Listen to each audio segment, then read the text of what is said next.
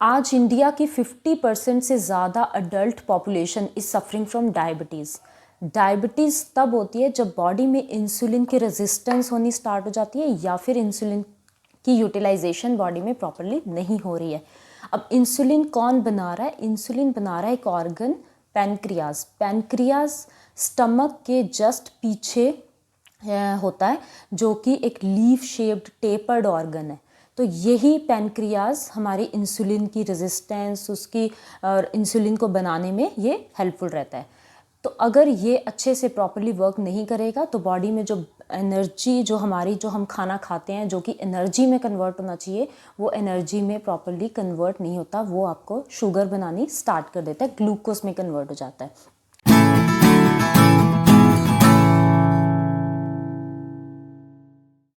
तो उसकी जो यूटिलाइजेशन है वो प्रॉपरली नहीं होती है। तो जब आपको डायबिटीज़ हो जाती है तो डायबिटीज़ या फिर आप प्री डायबिटिक को कुछ ऐसे सिम्टम्स आपको आपकी बॉडी में नज़र आएंगे, जैसे कि आपको फ्रीक्वेंट यूरिनेशन होगा, आपको बहुत ज़्यादा फटीग होगी, बहुत ज़्यादा प्यास लगेगी, बहुत ज़्यादा आपको वजाइनल इन्फेक्शन हो सकता है, या फिर आपको नंबनेस या टिकलिंग की सेंसेशन आपके हैंड्स में फीट में होती रहेगी। आपकी हीलिंग बहुत स्लो हो जाएगी। अगर आपको कोई चोट लगी है तो आपकी हीलिंग बहुत लेट होगी, डिलेड होगी। तो ये कुछ ऐसे सिम्टम्स हैं जो कि आपको नज़र आएंगे। आपका वेट लॉस या weight gain, unexplained weight gain या वेट लॉस ये होगा, और जो वेट गेन होगा वो आपका टुवर्ड्स द बेली एरिया ही ज़्यादा होगा। अब डायबिटीज़ जो है, एक इसका टेक्निकल नेम है डायबिटीज़ मेलाइटस। या तो आप प्री डायबिटिक होते हो या फिर डायबिटिक होते हो। अगर आपको प्री डायबिटिक हो तो आप इसको रिवर्स बहुत इजीली कर सकते हो through the dietary management. But अगर आपको वंस आपको डायबिटीज़ हो गई है कि आप बार बार 2-3 बार आपने टेस्ट करवा लिया है, बट आपको डायबिटीज़ आपके उसमें आ ही रही है, आपने फास्टिंग भी करा लिया, पोस्ट पेरेंडल भी करा लिया, तो आपके उसमें शुगर लेवल जो है वो ज़्यादा आ रहा है। तो दैट मीन्स अगर आ रहा है तो मीन्स आपको डायबिटीज़ है, तो आपको मेडिकेशन की ज़रूरत है। तो जो आपके डॉक्टर हैं आपको या तो मेटफॉर्मिन स्टार्ट करेंगे, तो आपको कुछ टाइम के लिए वो ज़रूर लेनी पड़ सकती है। तो वो आप अपनी डॉक्टर की कंसल्टेशन से उसको ज़रूर लेंगे, क्योंकि ये मेडिकेशन से, लाइफस्टाइल मैनेजमेंट से और डाइटरी मैनेजमेंट से ही जो आपकी डायबिटीज़ है वो आपकी रिवर्स होगी।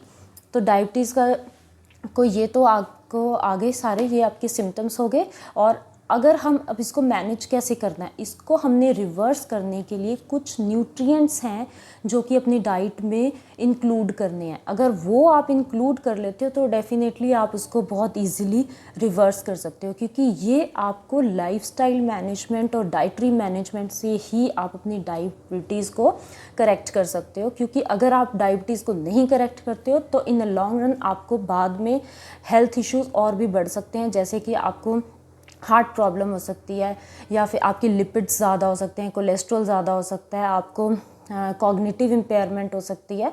तो कुछ ऐसे इश्यूज़ हैं जो डायबिटीज़ के साथ एसोसिएटेड है, स्पेशली ओबेसिटी जो कि एक अनएक्सप्लेन्ड वेट गेन आपका स्टार्ट हो जाएगा। तो इसके लिए जो न्यूट्रिएंट्स हैं जो आपने डाइट में इंक्लूड करने हैं, नंबर 1 पे आता है प्रोटीन। अब जो आपने प्रोटीन मीन्स जो आपने अपने डेली की जो कैलोरीज जो लेनी है वो आपने ज़्यादा कार्बोहाइड्रेट सोर्सेज से ना लेके आपने अपनी कैलोरीज पूरी करनी है प्रोटीन रिच सोर्सेज से।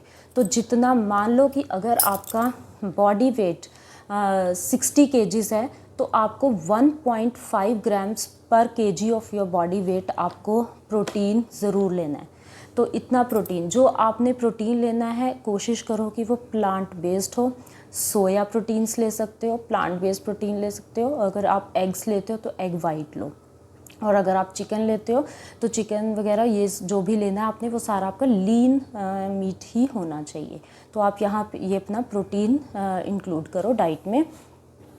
नेक्स्ट न्यूट्रिएंट है पोटाशियम। पोटाशियम जो आपकी बॉडी में जो आपके ब्लड में शुगर है उसको थ्रू यूरिन रिमूव करने में बहुत हेल्पफुल रहता है। ये आपके बॉडी में सोडियम का भी बैलेंस बनाएगा कि सोडियम को आपको मेंटेन रखेगा, और पोटाशियम जितना आप ज़्यादा लोगे उतना ही आपको थ्रू ये यूरिन के थ्रू आपके टॉक्सिन्स को, ब्लड शुगर को निकाल देगा।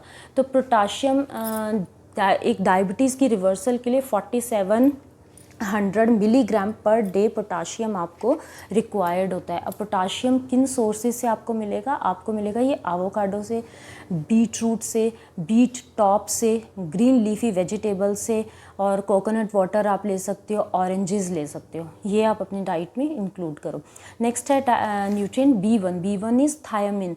थायामिन जो है एक वाटर सॉल्युबल विटामिन है। अगर आप ये अपनी डाइट में इंक्लूड करते हो तो ये आपको नर्व की हीलिंग में बहुत ही हेल्पफुल रहता है। तो इसके लिए आप अपनी डाइट में न्यूट्रिशनल यीस्ट को और कुछ सीड्स हैं जैसे कि सनफ्लावर सीड्स है, फ्लैक्स सीड्स को अपनी डाइट में इंक्लूड कर सकते हो। नेक्स्ट है क्रोमियम। अब जो क्रोमियम कहाँ पे हेल्पफुल रहता है? ये आपको इंसुलिन की जो आपको बॉडी में रेजिस्टेंस हो रही है उसको रेगुलेट करने में क्रोमियम बहुत हेल्पफुल रहता है। इसके लिए आप अपनी डाइट में लीफी ग्रीन्स, लेटस और ये आप अपनी डाइट में इंक्लूड कर सकते हो। ब्रोकली इंक्लूड कर सकते हो। मैंगो भी आप 50 ग्राम तक आप ले सकते हो। नेक्स्ट न्यूट्रिएंट है ओमेगा 3। ओमेगा 3 एक एंटी इन्फ्लामेटरी न्यूट्रिएंट है जो कि फ्री रेडिकल डैमेज को कम करेगा। तो इसके लिए आप डाइट में कुछ सीड्स हैं जैसे कि फ्लैक्स सीड्स हैं, सनफ्लावर सीड्स हैं, या फिर आप ले सकते हो कॉड लिवर ऑयल ले सकते हो, कोल्ड प्रेस, ये आप फिश कॉड लिवर ऑयल हो गया। तो ये आप अपनी डाइट में इंक्लूड कर सकते हो। नेक्स्ट विटामिन है विटामिन डी। विटामिन डी का बहुत ही एक मेजर रोल रहता है। अगर आप अपनी डाइट में विटामिन डी अच्छा रखते हो तो आपकी बॉडी में स्ट्रेस हार्मोन भी कम बनता है। अब क्योंकि वंस आपको पता लगता है कि आपको डायबिटीज़ हो गई है तो ऑटोमेटिकली एक स्ट्रेस लेवल जो है वो इंक्रीज़ हो जाता है। स्ट्रेस इंक्रीज़ होगा, आपका कॉर्टिसोल बॉडी में ज़्यादा बनेगा। कॉर्टिसोल ज़्यादा बनेगा, ब्लड शुगर, आप अपनी डाइट भी ठीक ले रहे हो, स्टिल ब्लड शुगर आपकी ज़्यादा आएगी। तो आपको इसकी मैनेजमेंट के लिए विटामिन डी अच्छा लेना बहुत ज़रूरी है। विटामिन डी के लिए आप सफिशेंट सनलाइट लो। आप प्लांट बेस्ड मिल्क है जो जैसे वो आप ले सकते हो, चाहे वो सोया मिल्क है, चाहे वो आलमंड मिल्क है, चाहे वो कोकोनट मिल्क है, आप वो अपनी डाइट में इंक्लूड करो। और मशरूम्स ले सकते हो। नेक्स्ट है सॉल्युबल फाइबर। अब फाइबर का बहुत ही एक मेजर रोल रहता है डायबिटीज़ की मैनेजमेंट में, क्योंकि जो फाइबर है वो आपके ब्लड शुगर लेवल को मैनेज करने में बहुत हेल्पफुल रहती है। तो जो भी आपने फाइबर लेनी है, एक तो आपको वो पूरे दिन की, क्योंकि आपको बहुत ज़्यादा भूख नहीं लगेगी अगर आप अच्छी फाइबर रिच डाइट लेते हो, क्योंकि आपको ये सटाइटी भी देगी, ज़्यादा टाइम के लिए आपको फुल रखेगा और आपकी डाइट में एक बल्क भी प्रोवाइड करेगा।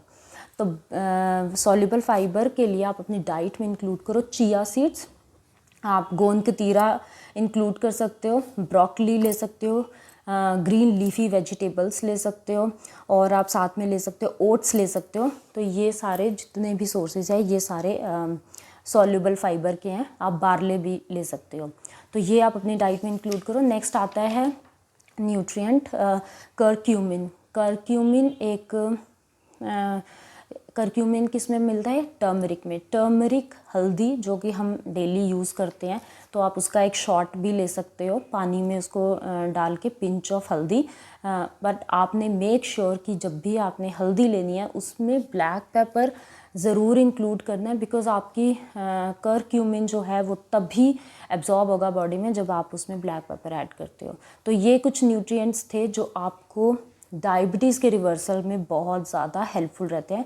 ये आप इंक्लूड करो, डेफिनेटली आपकी डायबिटीज़ मैनेज होगी, क्योंकि ये एक लाइफस्टाइल डिसऑर्डर है। तो आपको अपने लाइफस्टाइल में इन सब चीज़ों को इंक्लूड करने की ज़रूरत है। ये नहीं कि आपने 4 दिन खाई, 5 दिन खाई, महीना खाई और उसके बाद छोड़ दिया, नहीं। आपको ये न्यूट्रिएंट्स हमेशा अपनी डाइट में इसको लेना है। और साथ में अगर आप कोई ना कोई फिज़िकल एक्टिविटी करते हो तो आपका ब्लड शुगर लेवल जो है वो मेंटेन रहता है। तो एक्टिविटी करो, कोई ना कोई एक्सरसाइज करो, कोई ना कोई वेट बेयरिंग एक्टिविटी करो, तो आपकी डायबिटीज़ में की मैनेजमेंट में आपको हेल्प मिलेगी। आप टेस्ट इसके लिए फास्टिंग ब्लड शुगर करवा सकते हो, पोस्ट पेरेंडल करवा सकते हो जो कि खाना खाने के बाद होती है, और एक A1C टेस्ट होता है HbA1c, वो आप डायबिटीज़ के लिए करवाओ, जिसमें कि आपके पिछले जो भी 3 मंथ्स की आपकी शुगर है वो आपको एस्टिमेटेड शुगर पता लग जाएगी। तो ये आपके लिए डायबिटीज़ की मैनेजमेंट में हेल्पफुल रहेंगे। Thank you so much.